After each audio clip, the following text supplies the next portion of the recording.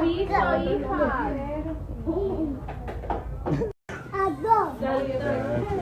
Como dice, le va a matarla porque no, que toda esa decoración yo la tenía ya.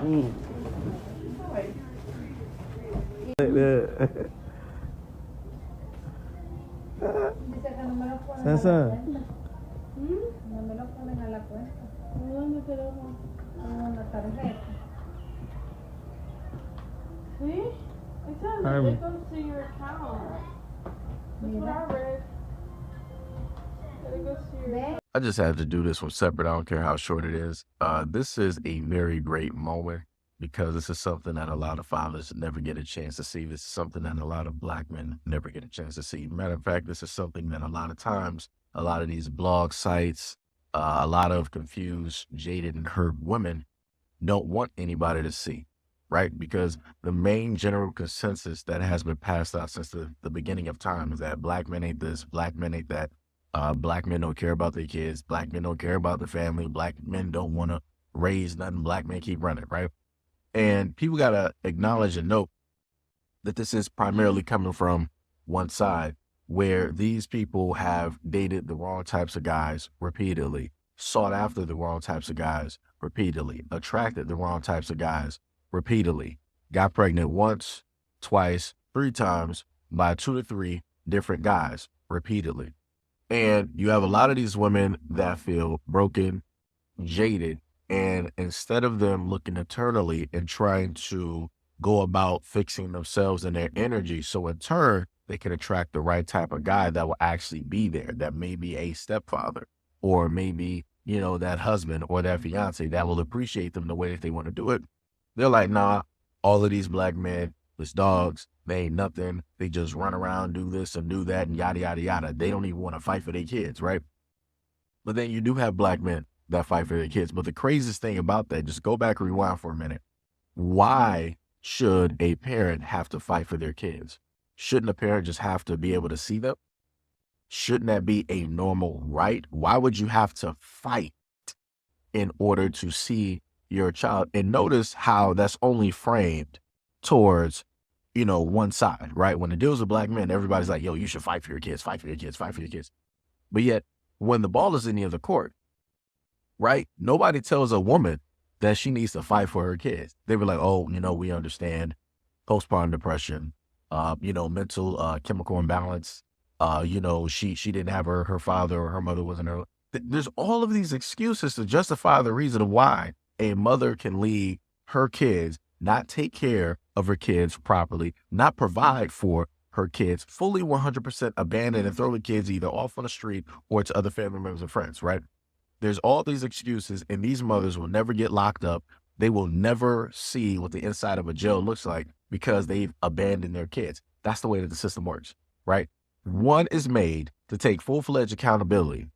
Even if he is, quote unquote, fighting for his kids, he's still made to take full-fledged accountability. And the world will sit up there and say, even if this dude is going through 20 different court battles to try to see his kids, people will still look at this Black man and be like, he ain't fighting for nothing. He don't care. He probably got several, you know, baby mamas. He probably got several kids directly out there and yada, yada, yada. But they don't want to point to the fact that you have a lot of women out here that use their kids and they just get pregnant because they want money trees. They want that infinite money glitch, because that's what that is. If a woman decides that she wants to have a ridiculous amount of kids, that's the infinite money glitch, because she's going to consistently get money from each and every one of those kids, both by the state and from the fathers who are going to be thrown directly on child support. She ain't going to really have to sit up there and work. But nobody wants to talk about that. Nobody wants to shine a light on how a lot of these women are just using these kids as free paychecks. Like I said before, and I told people, the moment in time that they start taking away all of this child support and whatnot or whatever, you're going to start to see a lot of women just abandon kids overnight, because they're going to be like, oh, my money is gone, so why do I need y'all here? Why are you even still here? Get about my way. I'm about to go live my life. That's what it's going to be. I promise you, you're going to start to see a lot of crying. You're going to see a lot of tears. You're going to see a lot of people magically breaking down, coming through with some supernatural mental illnesses that they never had before, talking about this is why they got to let their kids go. I'm telling you, it's going to be all the excuses in the book. All the excuses in the book. And again, going back to my main point, This is a very positive situation. But yet I've seen this many times before, but yet a lot of people don't like to broadcast it, especially those who want to always talk negatively about black men. They never want to showcase the fact when it is that a man is quote unquote going through the courts, which he's already been having to do since birth, and having to fight for something that is part of him, something that he co-created with another human being, right? Like I said, it's completely 100% crazy. But what's even crazier is this comment here. This supposed account that is a guy, right, said, instead of taking full custody of them kids, why couldn't he just go for legal custody and or joint custody of the kids because they're still young and need the mom as well. In fact, they need to be with their mother more than they need to be with him. How after a while they'll be craving their mom, and then how are you going to convince them that she ain't going to be in their lives no more? Men, it's really wise to just co-parent. Don't always try to prove a point by taking full custody, since you're not even going to be around 24/7 to take care of them kids. Rather than hire someone, do that job, just let the mums take charge. Co-parent is going to be in the interest of the kid anyways. See, this is my problem. If this is an actual guy, you have to be the most stupidest guy on the planet. Better yet, I know you're stupid. You're in the UK. You're in the UK. So the stuff that y'all go through is vastly different. But like I said, I feel like this is a woman trying to masquerade as a man, because you're going to try to say that this black man needs to co-parent with a woman who already stopped him from seeing his own kids, where he had to go through the courts. We don't know how much time that this took for him to go through the courts to finally get full-fledged custody. What amount of proof that he needed? He probably needed a mountain of proof in order to prove that he is fit and suitable to fully, take custody of the kids. Then you're going to sit up there and state that, oh, you're not going to be there 24/7 to raise them. There's a lot of women that have 5 kids in a home. And even with her being in the home, she's still not there 24/7, because she up there trying to date different guys. She up there going out with the girls. She up there shopping or potentially even shoplifting. She's doing all of this other type of stuff versus actually being a mother. But for whatever reason, there's this notion directly out there that a mother is always with the kids 100% of the time, right? And if a father is with the kids, he's not going to be there. Even if he is there, he's not going to be there. Right? See how there's no type of evenness there? There's no even at all. There's no middle ground. The woman is always there. The father's never going to be there. It's crazy to me. It's 100% crazy. And then within this example of this comment, you see the person not bringing up any of the potentialities that may have happened, which led to him getting 100% custody. She more than likely was not a fit mother at all.